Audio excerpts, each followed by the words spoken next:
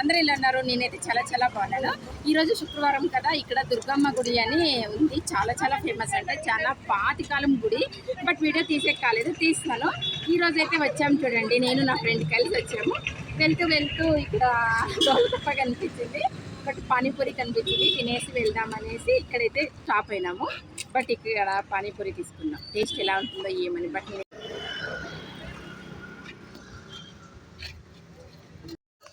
అస్సలు ఆల్మోస్ట్ 100కి 90% ఆడపిల్లలు ఎక్కడ గోల్కొప్ప ఉంటే అక్కడ ఉండేది సార్. చూడండి, అస్సలు వీళ్ళ దగ్గర ఇంత ఉండేది 1 అవర్కి అంతా ఇదంతా మొత్తం ఖాళీ అయిపోతుంది.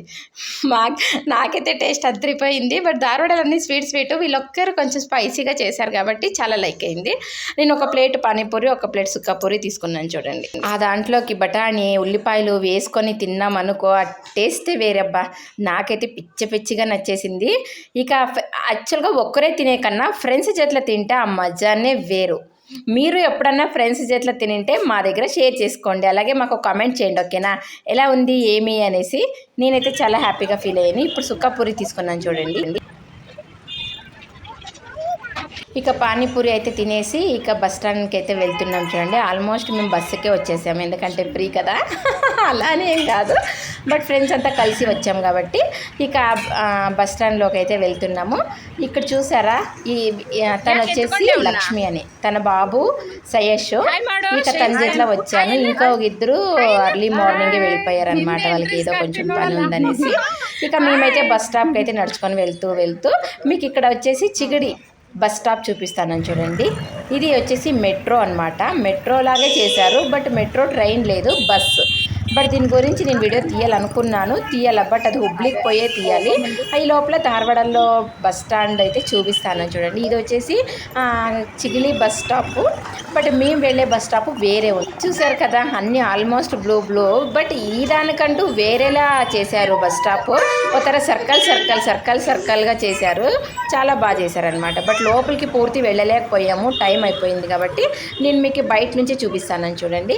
దీనికి రొటీన్గా వచ్చే బస్ స్టాప్ వేరే, ట్రావెల్స్ వెహికల్స్ అది వేరే, ఈ బస్ స్టాపే వేరే ఉంది. పైన వచ్చేసి బ్రిడ్జ్ కట్టారు చూడండి. ఆ పక్కకి వెళ్ళే వాళ్ళకి కింద అయితే అంత సేఫ్ ఉండదు కాబట్టి పైనే బ్రిడ్జ్ కట్టేశారు. మనం కావాలంటే ఆ పక్కకి దాంట్లో షిఫ్ట్ కావచ్చు. ఇక వయసు అయిన వాళ్ళు వస్తారు, కాస్త జాగ్రత్తగా వెళ్ళాలి కాబట్టి. ఇక ఇది వచ్చేసి సిబిటి బస్ స్టాండ్ చూడండి. మనం మార్కెట్కి వెళ్ళేసి ఎక్కడెక్కడ పావటి నగర, సిబిటి యూనివర్సిటీకి మనం ఏ పక్క రైల్వే స్టేషన్కి వెళ్ళాలో ఆ బస్ స్టాప్ అంతా ఇది వచ్చేసి first one Kalyan Nagar bus stop. ఆ పక్క పావటి నగర అది వస్తుంది చూడండి. మొత్తం అయితే ధారవాడ సిబిటి బస్ స్టాండ్ అయితే ఇది కృషి విశ్వవిద్యాలయకి చూస్తానే మా స్టాప్ బస్ వచ్చేసింది చూడండి. కళ్యాణ్ నగర్ బస్ వచ్చేసింది. ఇక మేము దీంట్లోనే వెళ్ళేది. ఇక మేము అక్కడ ఒక చౌతకే తీసుకున్నాం అనమాట. ఎండ్ ఎక్కువ ఉంది కాబట్టి నాకు కంపెనీ ఇచ్చేకి వీడిగానే వచ్చాడు సయేష్. మేమిద్దరు అయితే ఇక బస్సు ఇచ్చే లేటు, ఈ లోపల సౌతకి కొమ్మేద్దాం అనేసి తింటున్నాము. అది చాలా ఫీల్ అవ్వకుండా తింటున్నాం అనమాట, చాలా ఎంజాయ్ చేసుకుంటున్నాము. అంత టేస్టీగా ఉంది.